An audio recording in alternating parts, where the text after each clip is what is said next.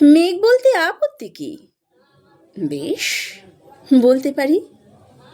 ছাদের উপর মেঘ দাঁড়াতো ফুল পিসিমার বাড়ি।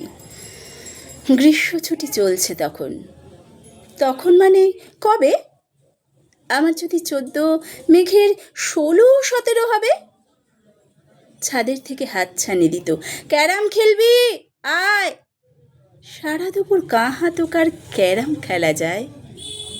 সেই জন্যেই জোচ্চুরি হয়। হ্যাঁ, জোচ্চুরি হতো। আমার যদি 14, মেঘের 15-16 মতো। ঘুরিয়ে দিতে জানতো খেলা শক্ত ঘুঁটি পেলে।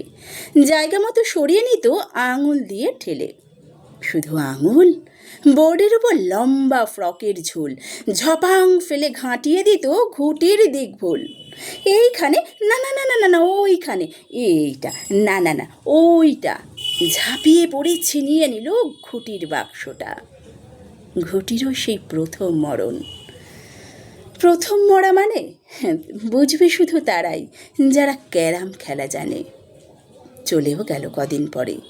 মেঘ যেমন যায়, কাঠফাটা রোদ দাঁড়িয়ে পড়ল মেঘের জায়গায়। খেলা শেখাও, খেলা শেখাও, হা পিত্তেশ কাক। কলসিতে ঠোঁট ডুবিয়েছিল, জল তো পুড়ে খাক। খাক হওয়া সেই কলসি আবার পরের বছর জলে ভরল কেমন তোমায়? ধ্যাত, থামো, ও সব কি কেউ বলে? আরে আত্মীয় হয়, আত্মীয় হয়। আত্মীয় না ছাই।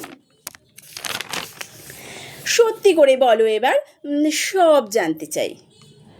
2-1 ক্লাসের বয়স বেশি।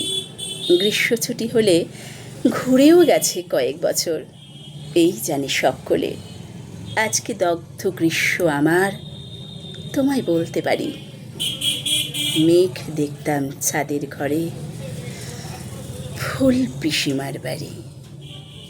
মেঘ দেখতাম ছাদের ঘরে, ফুল পিসিমার বাড়ি। নমস্কার।